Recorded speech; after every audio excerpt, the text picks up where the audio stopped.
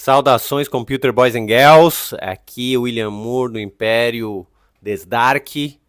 Tô aqui para comentar com vocês um filme que a gente debateu semana passada no Clube do Filme, que eu tenho um Clube do Filme que toda segunda a gente debate às 7 horas um filme, e são ciclos de filmes. A gente fez agora um ciclo de filme nacional, cinema brasileiro, e o primeiro filme que a gente debateu foi O Pagador de Promessas, de 1962, direção de Anselmo Duarte, texto de Dias Gomes. E o que eu queria trazer para vocês aqui é um pouco um resumo do que a gente debateu, do que eu penso a respeito desse filme, que é um filme, assim, importantíssimo e ao mesmo tempo parece esquecido, né?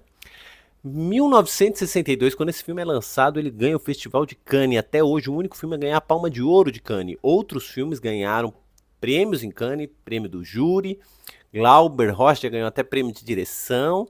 Mas Palma de Ouro, o prêmio da Palma de Ouro, só Pagador de Promessas em 62 ganhou. E é interessante, ou trágico, que apesar desse prêmio importantíssimo, foi o primeiro filme, aliás, latino-americano a ser indicado ao Oscar de filme estrangeiro, também tem essa. Como é pouco conhecido, menos do que deveria. Vamos dizer, cadê DVD dele? Cadê ele sendo exibido em escola? Muito raro, no Clube do Filme a gente exibiu, muita gente ali já tinha ouvido falar do nome, mas assim, nunca assistiu. E um dos comentários mais interessantes foi do Cícero, do clube, que ele falou assim: é o tipo de filme que, se passasse domingo, essa semana, no domingo na Globo, todo mundo assistiria e entenderia. Porque ele, apesar de ser antigo, 1962, ser um filme preto e branco, ele tem uma capacidade de conversar com o público atual, com o público brasileiro, que a gente não espera. Que a gente imagina, às vezes, que o filme vai ser antigo, que o filme vai ser brasileiro, que o filme vai ser preto e branco e que ele vai ser difícil da gente decifrar. E não, o filme é facílimo. Mas antes de falar, vamos falar um pouquinho da produção do filme. O filme é da direção do Anselmo Duarte. Anselmo Duarte já era um cara do cinema que era galã da Atlântida e da Vera Cruz, o ator mais bem pago, galanzão, bonitão da Atlântida e da Vera Cruz, e decide virar diretor de cinema. Não é o primeiro filme dele, ele já tinha feito filme antes, mas é o primeiro filme sério dele, vamos dizer assim. Um filme que ele quer ser respeitado, que tem uma pegada não leve, né? Apesar do filme ter leveza, é um filme com uma pegada um pouco mais crítica, dramática e grandioso. Um filme grandioso, a gente vai falar disso. E aí ele encontra a peça do Dias Gomes, em que o ator, o Leonardo Vilar, já fazia a peça do Dias Gomes, vê que aquele material é interessante para virar um filme e chama o Leonardo Vilar para bolar esse filme, Pagador de Promessas. E aí esse sujeito, Anselmo Duarte, ele estava vindo da Atlântida, da Vera Cruz, que eram produtoras que copiavam muito o sistema, ou tentavam fazer o sistema americano de filmagem, decupagem, estrutura, roteiro, montagem, filmagem em estúdios. Tinha isso. E aí, quando ele vai fazer o Pagador de Promessa, parte ele usa essa experiência, esse know-how, essa estética que vinha da Atlântica, vinha uma cópia do cinema americano, da gramática americana, e em parte ele rompe com isso. Por quê? Vamos lá, começar. Ele tem uma decupagem bem clássica, ele tem uma estrutura visualmente, você vê que ele é formal, estruturalmente, bem gramática americana. Mas ele já é gravado em locação, ele vai gravar lá em Salvador, na escadaria onde se passa a história. Então, você tem, ao mesmo tempo, um pouco de estrutura clássica e algo que já estava se anunciando como cinema novo. Aliás, quando o filme é lançado, se coloca ele, logo que ele é exibido para os colegas cineastas, foi chamado ele junto com os Cafajestes, do Rui Guerra, como o novo cinema brasileiro. Só que isso daí vai inverter rapidamente. O sucesso dele talvez seja a maldição do Pagador de Promessas. Temos que falar sobre isso. E aí ele faz esse filme, faz um filme que é gravado em locação, mas apesar de ter esse tempero do neorrealismo italiano, né, de fazer em locação, tem muita gente, você vê muita rua, você vê muita gente aos fundos, assim, figurantes que provavelmente não remunerados, que estavam ali em cena olhando a gravação tão dentro do quadro. O filme tem uma estrutura muito clássica, muito rígida, um uso verbal didático de um teatro e também popular. É muito verbal, é muito popular. Você consegue acompanhar o filme quase como se fosse uma radionovela. É muito fácil acompanhar o filme, o que vai dar a sensação pra gente que a gente tá assistindo um pouco uma novela condensada. Eu falei isso outro dia pro meu amigo Rod, que também tava no grupo. Parece que eles reduziram 8 meses de novela num um filme de 1 hora e meia. Tem essa sensação. Vários núcleos, muito verbal, muito leve as interações, apesar de ter um drama. Tem muita leveza, muita comédia, né? Falei tudo isso e esqueci de resumir. Vamos primeiro resumir o filme pra você, que é o seguinte, a história do filme, vamos lá,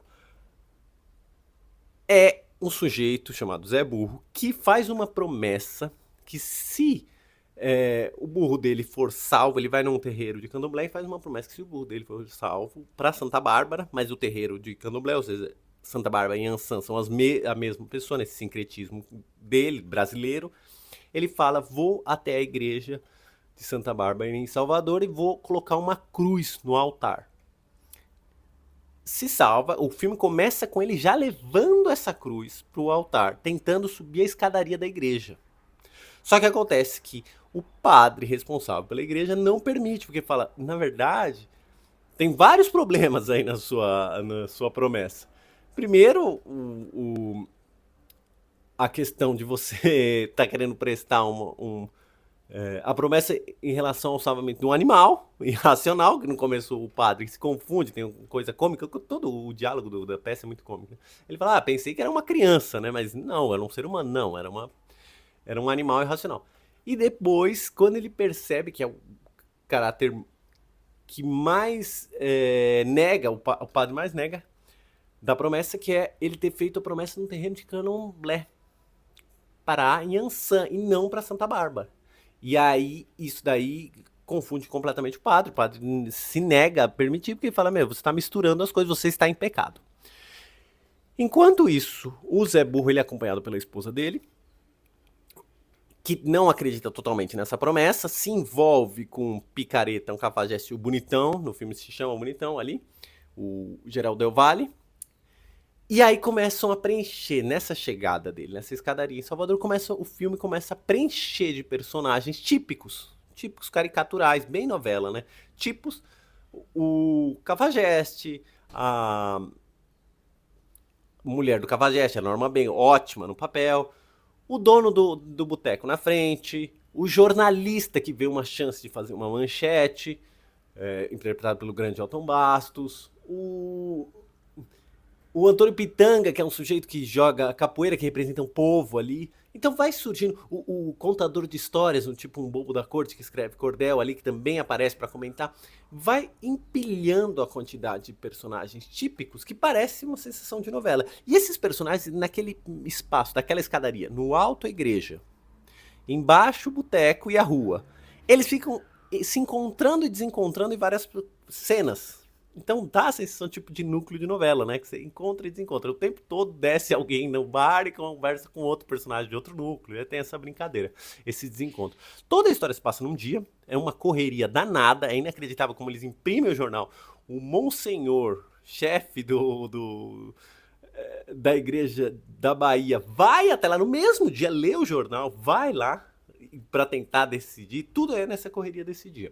Então ela é numa velocidade incrível. E a montagem, ela tem umas brincadeiras de match cut, de raccord maravilhoso, que nem nessa hora, quando aparece o Monsenhor, em que o padre da igreja, né, o Dionísio de Azevedo, ele começa a rezar, abaixa a cabeça, e aí a câmera levanta, no que a câmera levanta no Padre Nosso dele, o céu se transforma no teto da igreja do Monsenhor, com eles terminando o Padre Nosso. Tem vários momentos assim. Ou quando um personagem levanta o jornal, nessa hora também, o personagem do Monsenhor levanta o jornal, corta para a imagem do jornal, que pareceria um contraplano, na mão do Geraldo de Azevedo lá no boteco. Então tem várias montagens. O filme, apesar de verbal, como falei, ele tem um tom de peça de teatro, de novela, visualmente ele é intrigante. Isso eu acho que as pessoas poucas vezes comentam. Como o filme sempre brinca com essa relação de alto e baixo. O Zé do Burro tá sempre num triângulo invertido dentro do quadro dele. Não só ele é filmado de cima para baixo, quase sempre, com a câmera, né, num plongé, como ele está sempre num triângulo invertido. Ele tá a cruz que ele carrega forma um triângulo invertido nele, e aí vem o Otton Bastos, o jornalista, vem o dono do bar, vem a esposa, vem o padre, e todos parecem formar um triângulo com ele para baixo. E o contrário, também na relação à igreja e o padre. O padre sempre filmado de baixo para cima, num contra-plongé, né? Pra quem não sabe, plongé e contra-plongé é um termo que a gente usa em cinematografia, né? Em cinema, plongé, para você lembrar, é a ideia de afundamento, de mergulho. Então, plongé você mergulha, a câmera está de cima para baixo. E contra-plongé, contra-mergulho, então de baixo para cima. E o padre, então, é filmado sempre num contra-plongé com um triângulo para cima, em que você vê todos os outros personagens sempre observando o padre, principalmente o povo, e o padre no alto. Até aparecer o Monsenhor. Aí nessa cena o Monsenhor fica acima do padre. E tem uma cena maravilhosa em que o Monsenhor tá conversando com o Zé do Burro, então o Monsenhor tá num triângulo para cima e o Zé do Burro num triângulo para baixo. Quando o Monsenhor chega na igreja para tentar resolver e não resolve nenhuma situação. E aí você fica nessa enrolação, dessa situação que nunca é solucionada do Zé do Burro, e você tem nisso um retrato do Brasil, a busca de um retrato do Brasil, desse sujeito que tem essa fé, desse sujeito que tem esse sincretismo religioso, e de todas as figuras que estão tentando sobreviver nesse lugar, vendendo cachaça no bar, vendendo jornal, vendendo literatura de cordel, todo mundo está tentando se adaptar a esse circo que foi formado, alimentando o circo formado, né? Uma coisa meio aquele filme do Billy Wilder, Ace in the Hole, né? A Montanha dos Sete Abutres, tem esse tom de... E uma coisa que eu vejo quando as pessoas também falam sobre o filme é que ele tem um tom de crítica. É uma crítica ao tratamento da igreja, ao uso, assim, do pobretão, do tolo, que é o Zé do Burro, né? Um sujeito que a princípio parece alienado, então eles estão se abusando dele, principalmente o jornal e a igreja. Mas essa crítica, a gente tem que sublinhar, ela é muito bem humorada. O tom do filme é como se a gente estivesse assistindo em tom de cumplicidade. A gente está rindo daqueles personagens. É quase como se a gente tá sempre, principalmente em algumas figuras como a daquele bobo da corte, a gente parece que ele tá sempre piscando para nós. Então, o tom de crítica não é o tom de crítica que a gente vai ver num cinema mais neorrealista ou num cinema político dos anos 70, no cinema novo. Ele tem um bom humor, às vezes o Glauber tinha isso também, mas nesse filme tem um bom humor que a gente identifica muito mais com teatro popular, literatura popular, novela, televisão popular brasileira. E isso eu acho que é algo que não foi muito bem compreendido. Acho que quem critica o filme não entende o quanto ele é potente no seu tom popular, acessível. Ele é acessível. As frases dos personagens são sempre frases simples, de impacto, diretas e que resumem o personagem como um tipo. É uma caricatura, que nem quando aparece o Otton Bastos e ele coloca assim, tá difícil de criar uma notícia, aí o outro fala, quando o chefe dele no jornal fala, quando não tem notícia, inventa-se. A principal qualidade de um jornalista é a imaginação. Pronto, eu sintetizei esse personagem, sintetizei o que o filme pensa sobre jornalismo nessa frase lapidar. E, aliás, essa cena é maravilhosa, porque nessa cena é uma das cenas que aparece ele no jornal, né, o Otton Bastos, jornalista, e no fundo, uma galera de gente batendo nas máquinas. Um fosso do jornal, gigantesco, uma tomada, que é uma coisa que impressiona muito o filme. Hoje, acho que mais do que na época. Na época também, porque o filme já, vamos dizer, vinha do cinema brasileiro, vinha da Atlântida e saindo pra rua, mas hoje mais porque a gente... É muito caro você fazer cenas com tanta gente no fundo. Na época você tocava o pessoal lá para ficar no fundo da cena, não precisava pagar nada. Hoje que você tem que pagar, você tem direitos autorais, um monte de burocracia, né, para colocar as pessoas ali no fundo. Hoje é raro você ver tanta gente preenchendo o cenário. E esse filme não para de movimento. Não para. É uma das coisas que contribui para a velocidade do filme.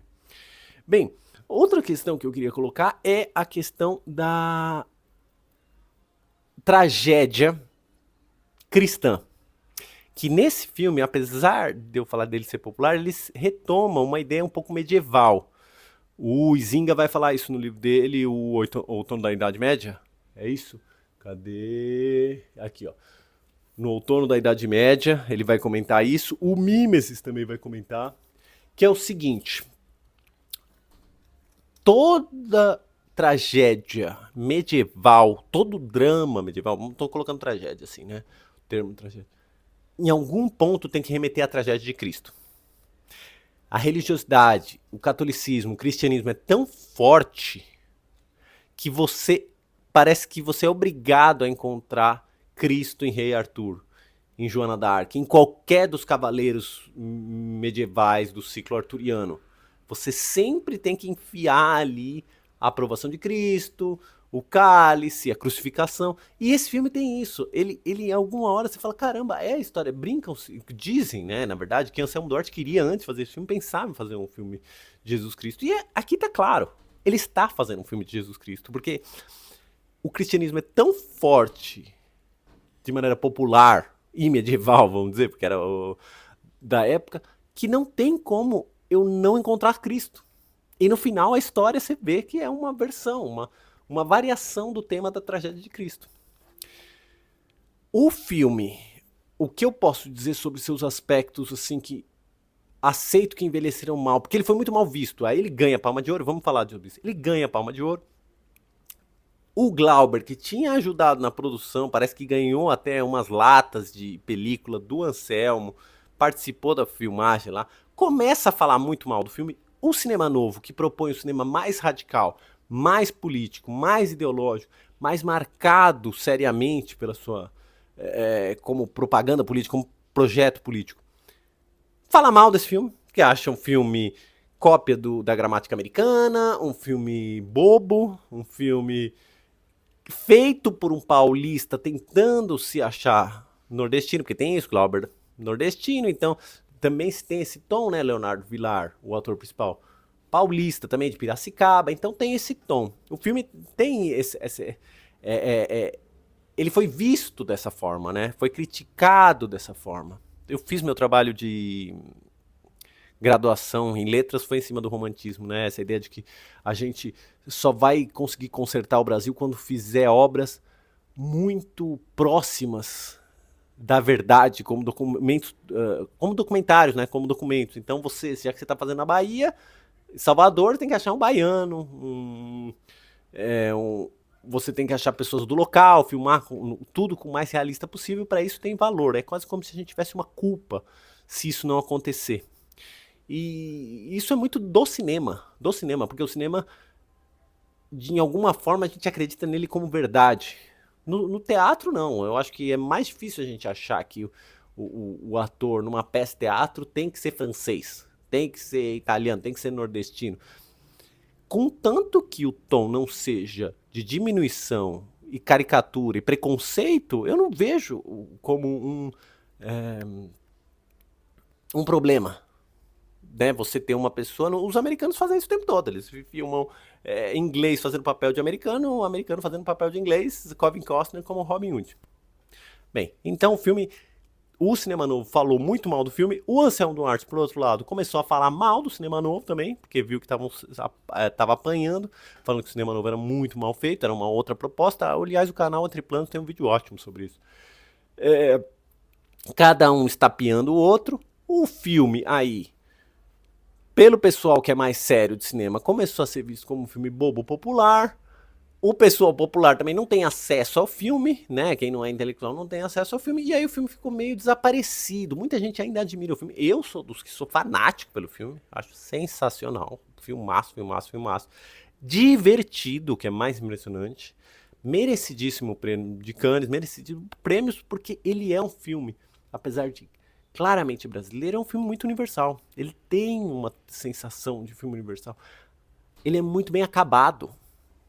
Visualmente, verbalmente, em termos de ritmo, é super veloz, é um filme ágil.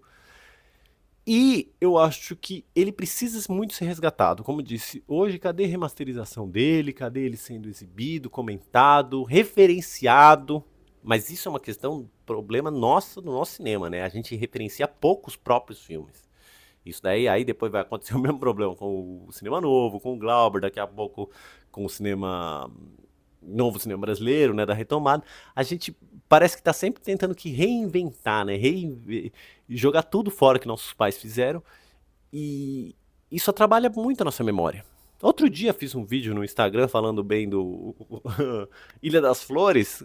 Só faltou apanhar de quando a gente me xingou por falar bem da Ilha das Flores. Bem, é isso. Como disse, quiser participar do Clube de Filme, semana que vem a gente vai falar sobre câncer do Glauber, vai ser o outro lado, vai pular pro outro lado. Toda segunda, 7 da noite, a gente tem um debate de filmes interessantes. Agora o cinema nacional, mas sempre teve filme interessante. É isso, Computer Boys and Girls, desligando aqui do Império Desdark. Tchau!